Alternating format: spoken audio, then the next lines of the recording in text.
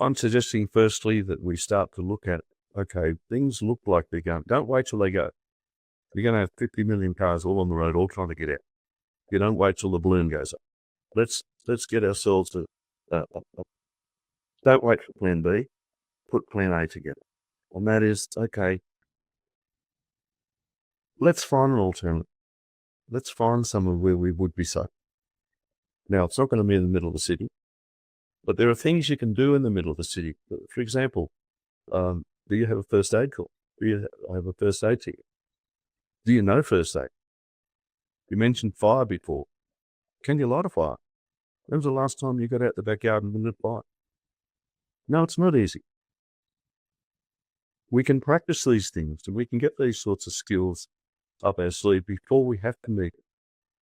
But then finding an alternate place to be a bit more secure for our family is to get out there and look around. There are plenty of places in the bush where blokes are looking for an extra help, where they're looking for, or there are properties where they'll let you come and just stay indefinitely if you want, and trade it off for labour. He is called Australia's most grounded survival strategist, and with good reason. When others were scrambling during lockdowns, Mr. Gazza White was already prepared. And in his chapter of the book Reinvented You, co-authored with Mr. Pat Mesiti, he has a chapter called The Family Survival Guide. And Mr. Gazza White, Mr. Gary White, lays out how to protect your family when the system collapses. We're here to talk about it, here to talk about family survival, and Mr. Gary White, Gazza White himself. It's the best-selling author podcast with Pat Mesiti, where authors become leaders and leaders become legends. So, Mr. Gazza White, glad to see you, glad to be speaking with you. G'day, Robert. Thanks for having me, mate. It's good to be here. Happy to have you here. And so when you say that you're a survival strategist, as an American, I picture like Crocodile Dundee, right? I picture a man living in the desert, living off the land with a big giant knife, but that's just the stereotype. So you tell me, what are you all about? Well, it's been a lifetime of, I guess, surviving. I've been back over my life and I should be dead about 18 times. So there's a bit of survival in there somewhere. But it's mainly just looking at the whole scene at the moment. Just the landscape is not conducive for the family unit to survive, especially in the bigger cities and the bigger towns. It's going to go pear-shaped in a way that, and the thing that really concerns me, Robert, is that most people have no idea. They're too busy spinning the wheels and surviving day to day to lift their head out of the trenches and see, hey, what are they doing? And so to get through those moments of when they tighten the noose, and I say those that are pulling the strings, and they're not politicians. They're not. It's the international bureaucrats that control our country that really want to squash the life out of the average family bloke. And I guess I've been through the school of hard knocks, and you start to apply some of the principles. I've helped a few other people, and then it just sort of grew to people saying, well, why don't you put it out there? Because a lot of people want to know how to get out of this mess. They don't know where to start. And that's really been my journey over these last few years, has been mapping out a pathway so that I can give people a step-by-step. How do we get out of this mess? How do we protect our family? How do we protect those that we love? And how do we protect the lifestyle that we hold so dearly in this beautiful country that is very surely slipping away from us? Okay, it is time to wake some people up. And so you mentioned about like being ready for the collapse and getting your family involved in. What does that mean? Does that mean having a bug out bag? Does that mean having survival gear? Does that mean having a plan? Like, what is the danger that is coming and how can we be prepared? There are a number of fronts that are red flags to me and to those that are really looking into it. And I guess, we'd be labeled conspiracy theorists, anti-vaxxers, and now the latest one is sovereign citizens. I love that one. Okay. And they're derogatory terms it's no different to any other derogatory term that's thrown at someone that's a bit of a deep thinker and analyst of situations. We don't just take it on face value. And I guess the issue for me was the unknown qualities that people have in their lives. And anyone, and it doesn't matter where you are, you can be in the middle of a big city. And you can start the steps today to get to a place to where you can have your family in some form of security. Most people that are looking hard into this are people that they lift their head from time to time and see what's not good out there. Right. It's not a good scene out there politically. Just the whole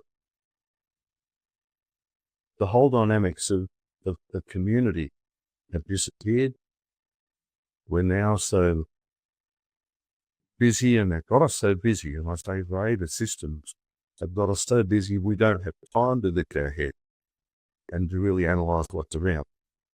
And I guess that's where I've been encouraged to share some of the ideas that I've had, some of the principles that I've applied over my life that have got me into a place where, yep, I can now help others to do the same. And what sort of ideas or principles? Well, pretty much if you see, there were so many different things come on. Okay, through COVID, we had lockdown. Sort of all in cages. Shove the mask on, whatever else. You can't go visit grandma. We had lockdown. It closed it, and it was a test period. It was a time to see how compliant we would be, to see how, and mostly like sheep to the slaughter, we went along with all this rubbish. The issue we have now is that people are now, and even those that went along with it, are now going, "Hey, we're not doing that again." That was, that wasn't a good time, and they are sort of seeing the cracks in the armor. There's a bit of daylight coming in, if you like. We're starting to see that. Well, hang on, we don't have to follow that sort of rhetoric. For a start, they were only mandates; they weren't legislation. There was no legal laws were thrown at it. It was just someone's bright idea of how to control the cattle. There are issues that we have, and if they decide to start another pandemic, and they will, because it works so well, we need to look at how we can survive it, whether it be in the middle of suburbia or whether we escape to the bush. I look at a couple of things within the path that I've taken, and that is to get out of suburbia. Now everyone can't.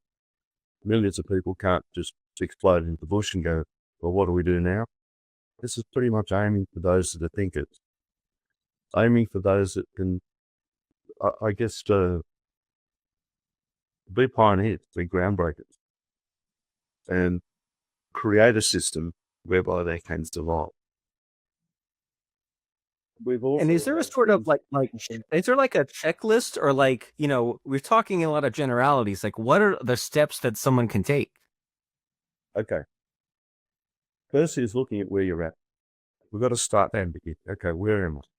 What do I know? What don't I know? Simple things. So if we have a situation, we have an EMP. Now, EMP is electromagnetic pulse, and can come from many different sources. A high altitude atomic bomb can set off an EMP. A sun flare can set off an EMP. And an EMP, as an electromagnetic pulse, can flatten every digital gadget this planet has in microseconds. Those things would fry within themselves. Now we think, oh, that's okay, and their phone doesn't work. Well, it's not only your phone. Turn the tap on, there's no water. Turn your power plant on, there's no power. those things will be fried as well. They're gone. So how do we survive? Okay, I've got to get up to just the next 24 hours. No, you'll need weeks of this. It takes a while to set this sort of infrastructure back up. Oh, it's just getting a car and going in the shop. No, the car doesn't work. You can't phone a friend, it doesn't work either. So this is it's scare tactics. Okay. That's okay. I don't mind it. The mockers and the knockers really don't faze me at all. I see the practicality in being prepared for these things. And that is one of your first steps is, okay, do we have an escape plan? Do we have this thing goes the wrong direction? We've already seen hints of another pandemic.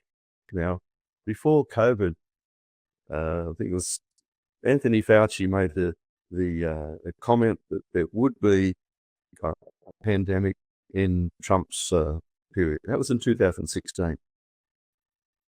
He said there would be, not maybe it's a theory. No. Prior to that, they'd had could you call it a dry run of what this would look like, how they acted out this thing to see just how they could form it together. Now they've recently done another little pandemic theatrical piece, if you like, just to see what the steps are and what they missed last time. And when you see the UN and World Economic Forums and these organisations seeing at how they can further control the cattle, we have to be in front of the ball.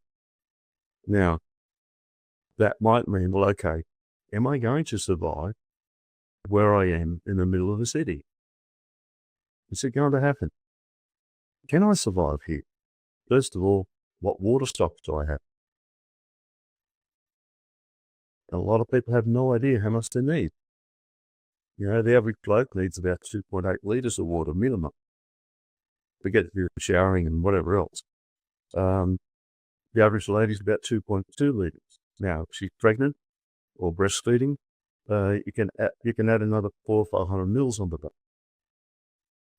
That's a daily supply. We don't have that. You don't survive.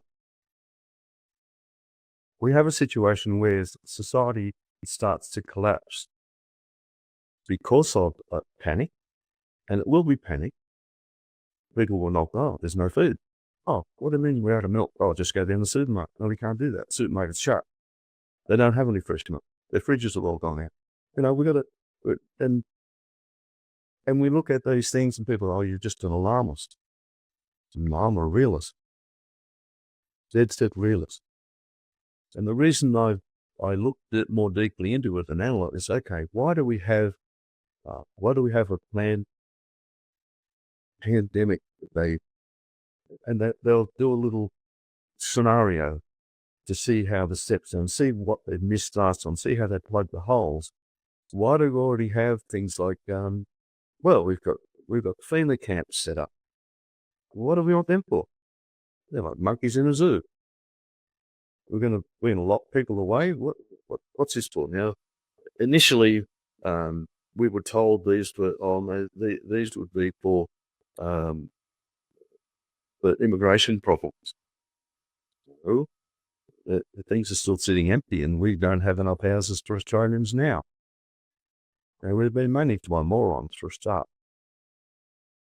But so with that being said, it's deliberate.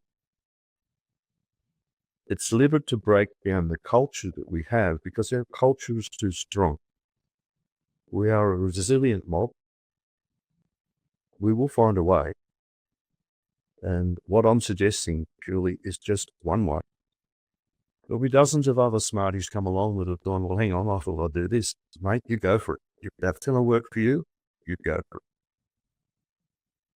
I'm suggesting firstly, look at the immediate just go through the scenario of where you are, of what you think you will need and what your family will need if those services stop. Now, there are many other reasons that those service will stop, and that it will be on the if they open up another pandemic. Now we're talking about bird flu, we're talking about all sorts of crazy stuff. They're all still out there. Legislation for these things is still sitting in place, mind you. For something that's supposedly natural, they are all patented. That again is another alarm bell. Why do you have to patent a flu? Don't you only patent things that are man-made? Oh, that's right. If it's natural, you can't patent it. So who in the wildest mind thought it was a great idea to invent something that would kill people? We've got organisations like the World Economic Forum, the WEF. There have been comments come out of there that most of the world are useless eaters. 95% was the figure of the world are useless eaters and should be exterminated. Now, this is coming from the intellects that are making decisions to the planet. Countries like Australia, we've always been very self-sufficient. I remember in my lifetime where we exported just about everything. We imported next to nothing. We didn't need for anything. Now, those industries have been slowly crushed. They've been slowly, after 1973, we've got Gough Whitlam signing the Lima Agreement. Our industries started disappearing one at a time. Our self-sufficiency started disappearing. We thought it was a great idea and it sounded great and righteous in its own presentation. Yes, we won't make things. We'll help another country develop them, a third world country, and we'll buy it from them, and that helps their economy. What they didn't say was that they were going to crush every single industry we have. We make nothing here in the Everything comes from overseas. We have any sort of a world conflict, we have about 2 weeks fuel. That's it. We're bringing it all in. We have about 2 weeks left in our tanks. And that's nothing for a country that's so mobile and so vast. We need to be getting it in. No, battery cars ain't going to fix it. Sorry. Because those things fry in the driveway the minute something goes pear-shaped. We have these... And it seems like it's only a matter of time, right? There's all these threats, all these possibilities, flu, nuclear war, something will happen. So we need to be prepared. And you make a lot of helpful points here, right? Know where you're at, have a plan, have at least like food storage, water storage. And I'm curious about the survival skills because anyone who's gone camping knows that just starting a fire and it's on its own, like something so simple, it's so much work. So what kind of survival skills should we have in our arsenal? What should we be prepared for as far as when we do get out of town, when disaster happens, what should we learn ahead of time? I'm suggesting firstly that we start to look at, okay, things look like they're going. Don't wait till they go. You're going to have 50 million cars all on the road, all trying to get out. You don't wait till the balloon goes up. Let's get ourselves to, don't wait for plan B, put plan A together. And that is, okay, let's find an alternative. Let's find somewhere where we would be safe. Now, it's not going to be in the middle of the city, but there are things you can do in the middle of the city. For example, do you have a first aid call? Do you have a first aid ticket? Do you know first aid? You mentioned fire before. Can you light a fire? When was the last time you got out the backyard and lit a fire? No, it's not easy. We can practice these things and we can get these sorts of skills up our sleeve before we have to meet it. But then finding an alternate place to be a bit more secure for our family is to get out there and look around.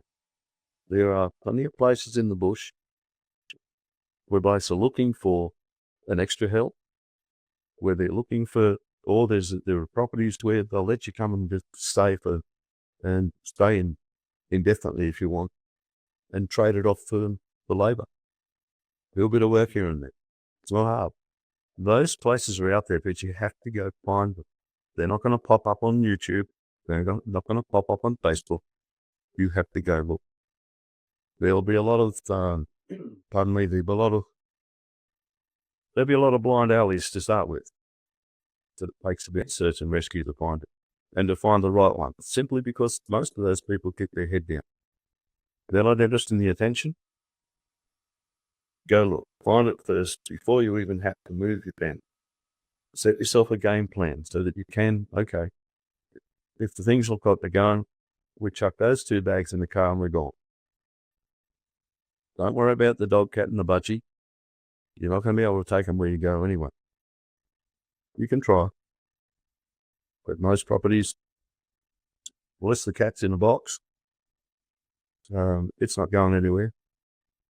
An extra dog isn't going on a property. Most of those properties have working dogs that don't need to be distracted by someone's crossbred muck coggy or their crazy poodle. The budgie's probably okay until it gets out there and it gets out of the cage and the hawks eat it. That'll be okay. But it's finding a way of escaping from where you are. And it might sound like science fiction. Yes, it is. So most science fiction that we have eventually has come to pass. Eventually is, wow. You know, we've had we had a movie back in the, goodness, the 80s, 90s, whatever it was, called Outbreak. With Dustin Hoffman.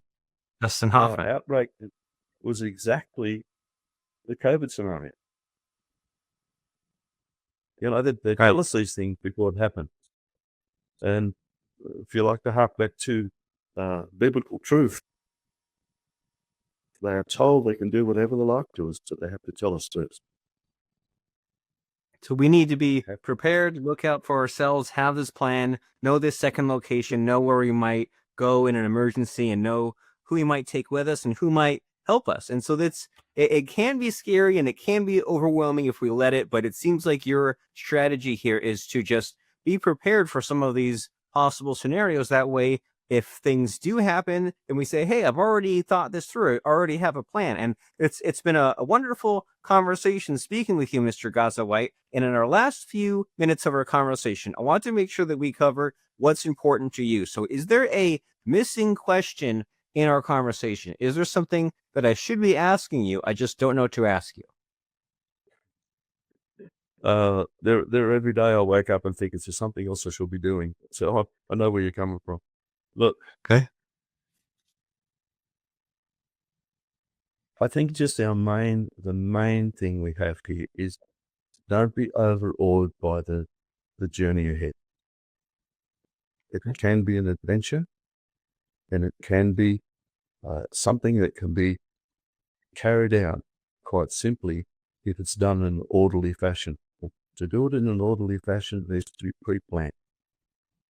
You need to plan every step. Trust your gut. And trust what they call women's intuition. The ladies have a gift we don't have, boys. We do a bulldozer thing at times. Other times they sit back and go, well, hang on, did you think of this? That's why they balance us out. We need them along with them. Have the family all on side. You need to explain why. If you're younger kids, you don't want to scare the socks off them. You don't want to go into school saying, oh, we're disappearing to the bush. No, keep it pretty simple. Keep it simple. And be age prepared in that everybody knows their role when the time comes, determined by their age. You don't want adult problems on little shoulders. Littlies will get in and give you a hand, but we just give them enough information to get them to that point. We don't need to overawe them with the full scenario, but trust your gut. Trust your own judgment. Listen to the teaching around you and just trust yourself. You can do this. Others have done it. You're looking at it. It's not hard. Very nice. Just take it's not hard. a little bit.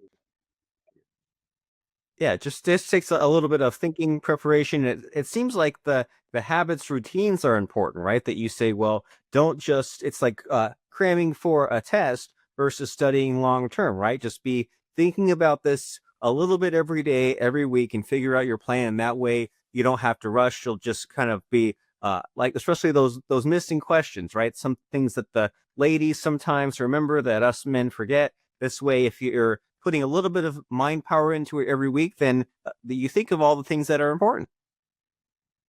Absolutely. And just really, if you look, I hope and pray that we never have to use any of this. But I also will sit back and I'd be I would hate myself the rest of my life if I didn't warn people, if I didn't prepare those to vote because of what I said, what I've seen over my life. Okay. I couldn't live with myself if I didn't at least put my hand up and say, hey, fellas, I can't help you. I can't help you. And if we don't have to use the systems, hey, that's awesome. But at least Yeah, and prepared stuff. at least we've prepared. And even if things don't, even if we don't have to put those preparation plans into place, it still is kind of a fun hobby, isn't it? The prepping, and it can, as like you said, you don't want to scare the kids, but the kids need to know some of these skills like first aid and the other things that we mentioned. And so the book is called The Family Survival Guide by Gazza White. You can Google it. We'll have a link underneath. And then he also has a book in Reinvented You with Pat Mesiti on Amazon, and we'll have a link to that as well. That's at reinventedyobook.com. And as far as some of these other next steps here, do you have any favorite like books, YouTube channels, resources, things to search, things to look into? If someone says, I want to take this seriously, what should I be looking into next? Look, there are a number of, I'm not inventing anything here. This has all been out there for years. And it starts with simple. There's a book called The Amish Ways, for example. It's they live off grid, they don't have power. Exactly. They survive quite nicely, thank you very much. They're the only community that don't have any autism. Why? Because they don't have any vaccinations. The only autism cases of autism, and there are a few, are kids that were vaccinated before they went there. This is simple. And there's a book called The Amish Ways. That's got some fabulous survival and just things to prepare for, with the how-tos to carry out some of those things. Oh, we won't have power, so what are we going to do about it? Well, the answers are all out. So there are a number of those sorts of books that are out there that just help to arm us and prepare us and get us ready. Knowing, having alternate medication, looking into herbs, looking into those things that herbs used to be the medication once, and then this synthetic stuff come along, and all of a sudden, herbs were demonized. They still work. The Bible tells us it gave us all the herbs, all the plants were there for our benefit. All there. Yeah. So it does sound like some fun, enriching hobbies, the how-tos, the greenhouses, the indoor gardening, the learning about herbs, the composting. And so that other book that you mentioned is called The Amish Ways. And I'm looking at it right now on Amazon. It says, the Amish have been thriving for generations without electricity or running water. And if you want to survive an economic collapse, a civil war, an EMP strike, and other major disasters, all you need to do is learn from the only people who would hardly even notice them. So that's a funny way of putting it, right? That if the whole world ended, they wouldn't even barely notice, because they are self-sufficient, and there's a thing or two we can learn from them, and a thing or two we can learn from you, Mr. Gazza White. And we said that book is The Family Survival Guide, and also Reinvented You, co-authored with Pat Mesiti. Go and check it out now. And before I let you go, Mr. Gazza White, it's time for the scary part of the podcast, where I try to stump you. I try to put you on the spot by asking you about a fun or helpful quote or lesson that has served you. So what comes to mind as far as a fun quote or lesson? Something that I always adhere to. I mean, as a Boy Scout, be prepared was always our motto. I've used that all my life. But Walt Disney made a quote that said, if you can dream it, you can do it. I like it. So time to start imagining, right? Time to make those plans, time to start dreaming, set some goals, do the work, and then you'll get there, especially when it comes to achieving things in life, but also preparing for the worst and hoping for the best. Mr. Gazza White, author of The Family Survival Guide, it's been wonderful speaking with you. Thanks for coming. Thanks for being here. Thanks, Robert. Thanks for your time. God bless. Have a good day.